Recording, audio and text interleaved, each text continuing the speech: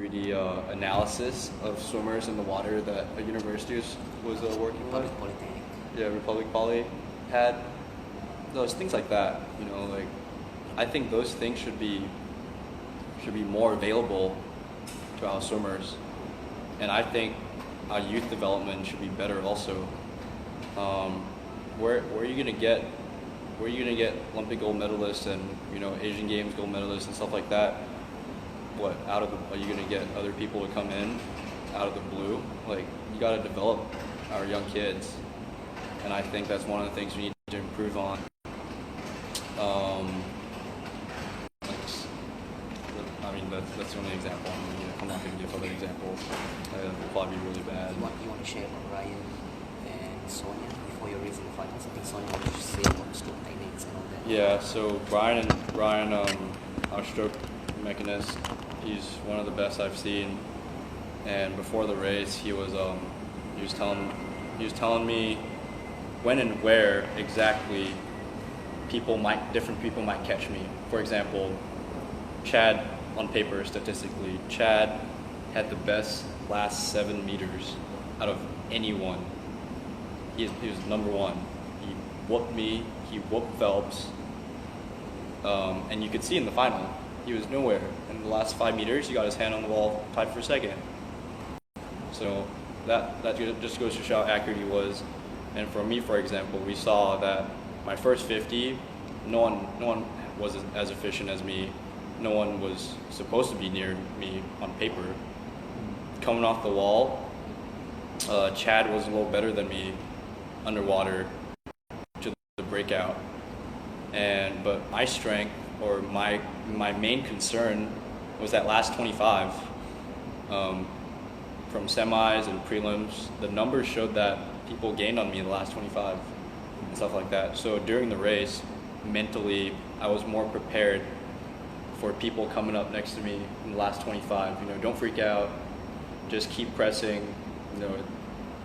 Like I mentally prepared myself for that last 25. So things like this, like I think we should pay more attention to things like that help athletes mentally prepare themselves, or like basically forecast what's going to happen. That sounds kind of weird when you talk about sports, but if you swim with certain people enough, like I know what Michael's going to do.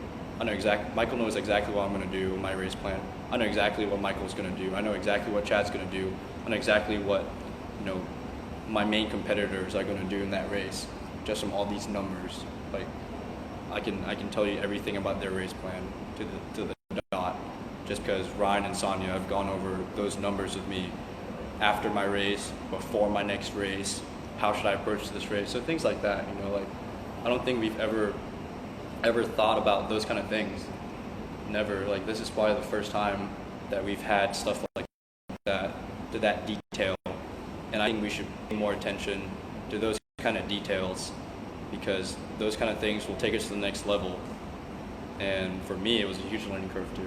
That was the first time I've had that much depth in one race. Not even Not last year. Not even last year in Kazan. I mean, last year in Kazan was okay, but Ryan and like Sonia have really improved, and they started to like develop a system, and they understand it better also. And Ryan also helped a lot because he worked with Chad too, which is kind of nice. He's South African, and he was on their team, so he knew exactly what Chad was going to do, and he shared some stuff with me.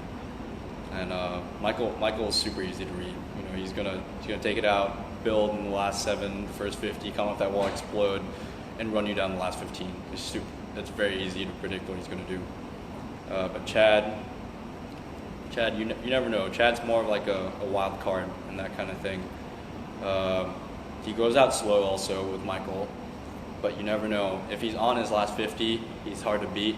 He's gonna run you down. But if he's not, then he's obviously very vulnerable in that area. So just stuff like that. I think we should pay more attention to detail, those kind of things. Talking a bit about the support, financial support that people getting, and it's been well documented. Parents putting over 100% goals and then expenses. Do you think there was enough financial support for you to get where you were? Absolutely not. What can we do? Absolutely not. No. mean, doesn't that basically sum it all? What you said, which parent should have to pay over $1 million U.S. out of their own pocket to help their kid succeed? When I race, what's on my chest? It's not my name. It's the Singapore flag.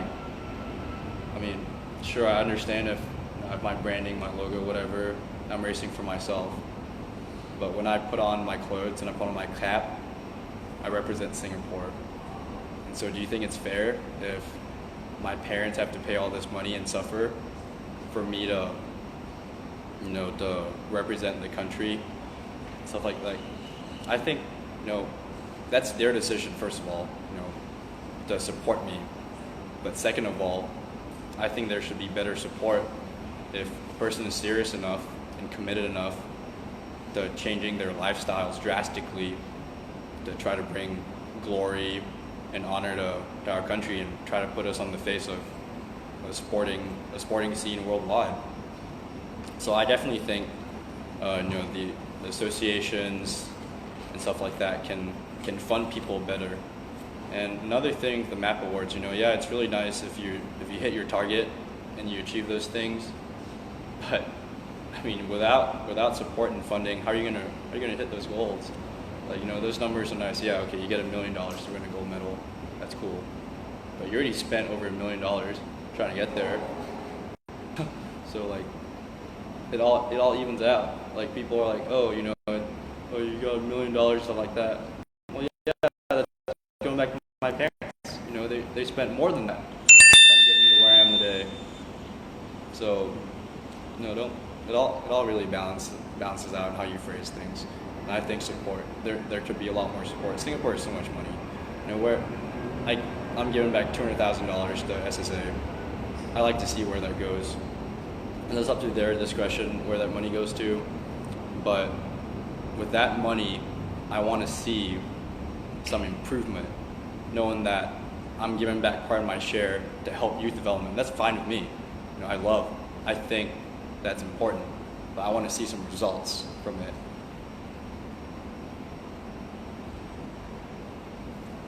So given the fact that you've had the opportunity, the privilege to meet the president, prime minister, go to Parliament House, were you able to raise those concerns with them? No, I mean, not really. Like, my dad always says there's time, place, and occasion, and definitely going to Istana is definitely not the place to do that. Talking to the president like that, that's not the right time or occasion or place to do that. Especially given the event that was there. Haven't had much time to sit down and talk with people in Sports Council, SSI, just because I've been running around and doing events. So this trip has been pretty hectic, but I hope after all this they understand better and that they come and ask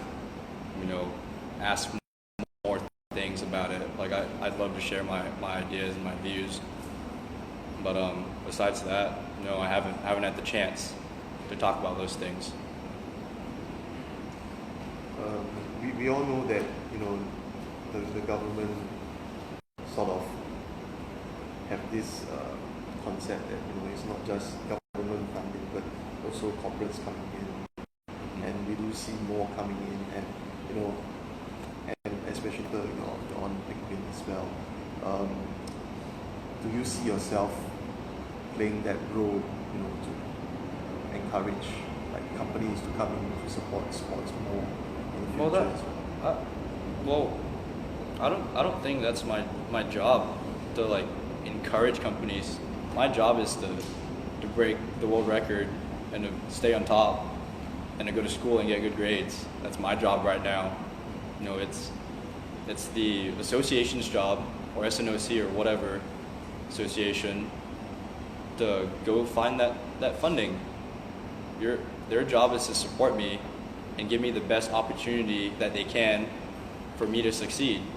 And my job is to utilize all that and to perform. It's not my job to go ask corporations and stuff for that. It's their job. It's definitely not my job. My job's hard enough to swim. You go to school. Okay, school is important. asking about the world record, going back to that, ahead on Olympics, you have had timing goals, pasted on the pillar in your home. My room, Do you yeah. have timing goals as well for the 100th flight at least, going to Budapest? No, I mean, I don't have like a specific time. If I go under 49.8, 49.82 is the world record. If I go under that, whether I go 48.9 or 49.81, it's a world record. I don't care how fast. I just want to go under 49.8. That's what I want to do. As far as the 200, I think I can have a good 200. I don't know about times, but I just want to put myself in a good position that I can race. And if I race hard, I know the times are going to be good because I know myself. So that's one of the things I want to do, just race hard in the 200 fly, and for the 100 fly be as explosive as I can and break that world record. And for different events, we'll see. Freestyle or IM, we'll toy around with it. Who do you figure will be a bigger competitor for you in the 100 next year? Laszlo, because it's on home ground, or? I think isn't Laszlo done with swimming, or is he still swimming? I thought he retired. I don't know, but I think obviously the biggest competitor for me right now would be Chad. Like the rivalry between me and Chad will obviously grow in the next few years, and it's good. I need some motivation. I love having Chad as a rival because he's not afraid to say what's on his mind. Like if he's going to call you out and say he's going to beat you, he's going to do it. And I love that. I respect that, and I love that because that fires me up too. I hate people playing the politically right game and saying, oh, he's a good competitor, blah blah blah. Like if you want to beat me, say you're going to beat me, because I love that. I love that fire, and that's what every sports needs.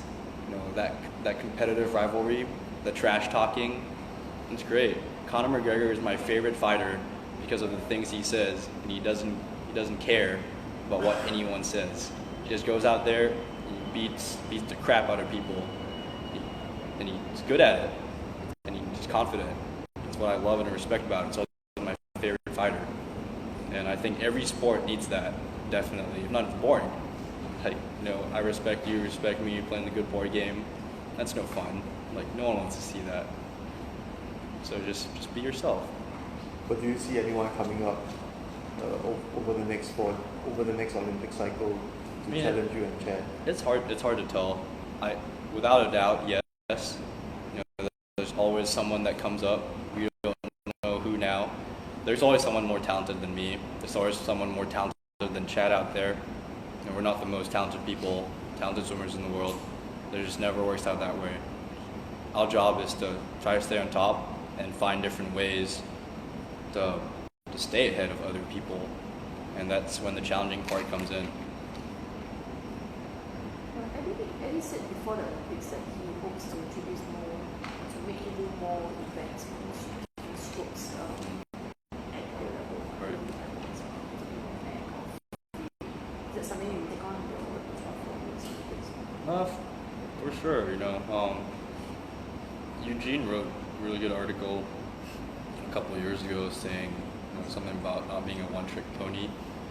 I still remember that, and I think it's good to be versatile.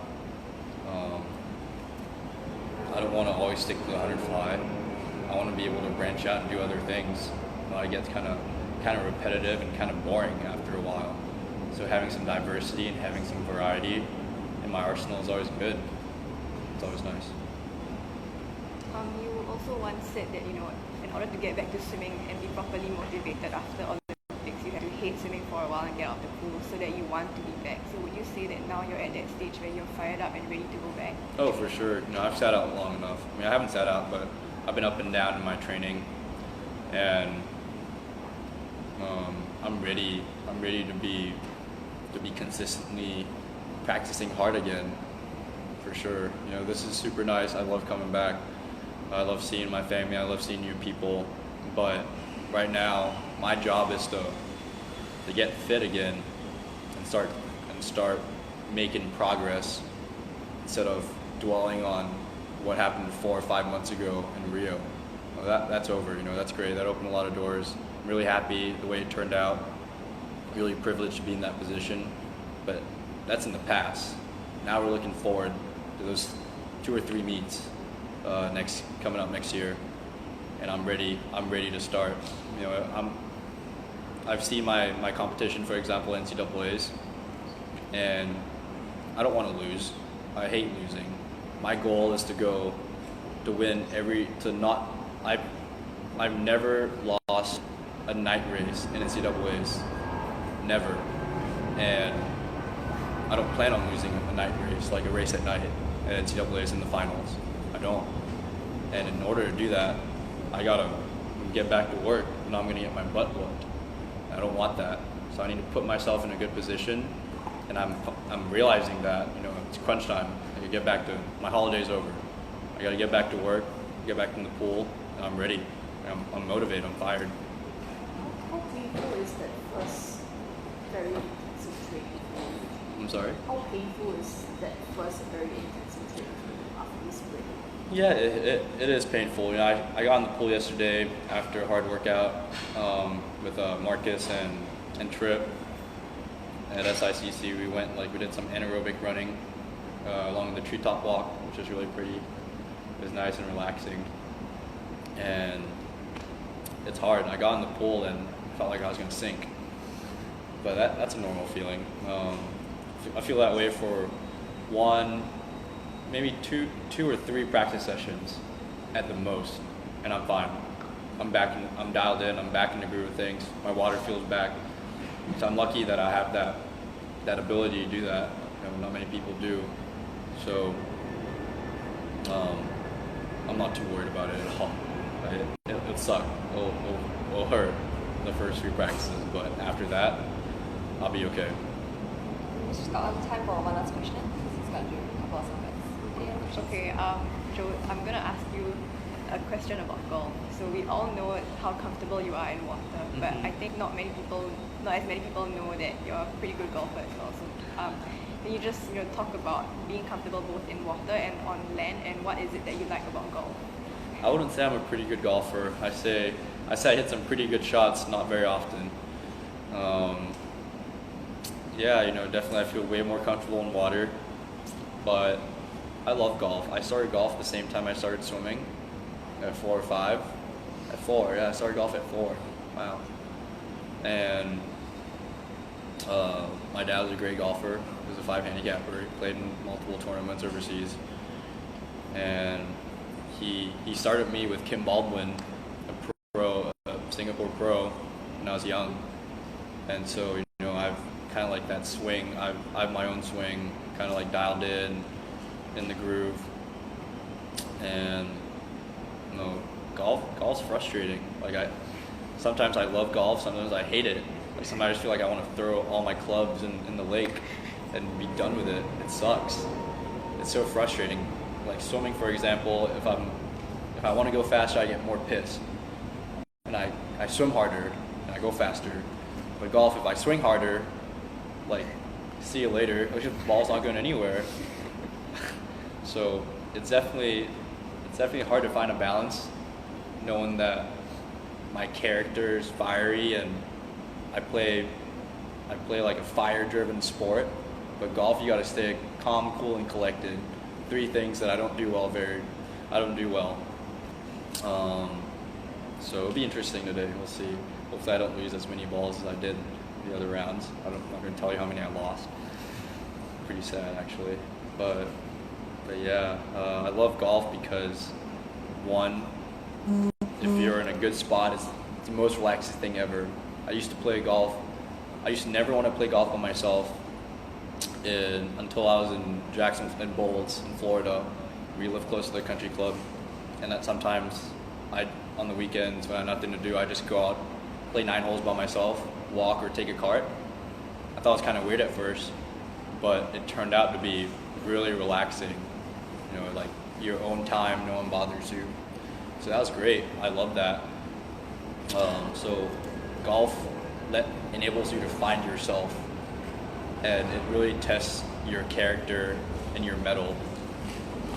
It's easy to give up. It's easy to give up in anything, but golf is one of the hardest things to fight back in, because you got to balance your temperaments. You got to balance your mental approach. So that's why I love golf. It really tests everything you have. Okay, thank you everyone. Awesome. Thank you. Thank you.